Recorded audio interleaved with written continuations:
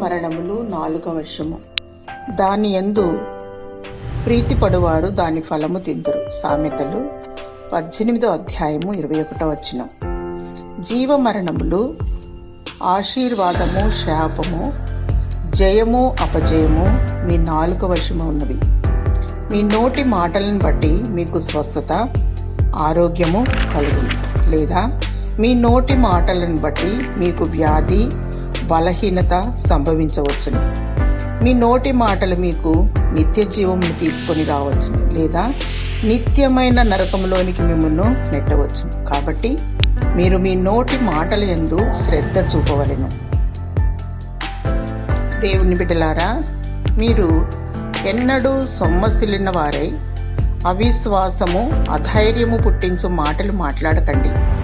మీరు మాటలాడ తలంచినడలా శాశ్వతముగా నిలిచియుండు ప్రభువు మాటలను మాట్లాడండి.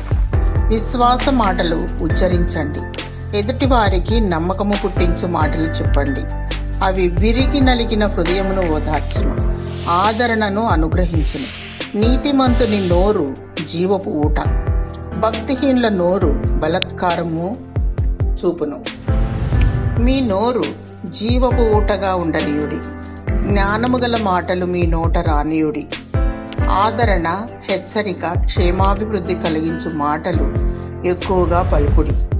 మీరు మాట్లాడిన మాటలకు మీరు యజమానులై ఉన్నారు. అయితే మీరు మాట్లాడిన తరువాత మీకు ఆ మాటలు యజమానులుగా ఉండును. వాటిని వినువారికి లెక్క చెప్పవలసిన వారుగా ఉందురు. మరణమును కలిగించు మాటలు తప్పించండి, జీవము గల మాటలు మాట్లాడండి. ఇలారా, నోటి మాటలను గూర్చిన సమస్త మర్మములు బైబిల్ మనకు నేర్పించుచున్నది. వాటిని నేర్చుకునే ఎడల జీవ మార్గములో మీరు నడుచుచు ఆశీర్వాదమును స్వతంత్రించుకొందురుగాక. ఆమేన్.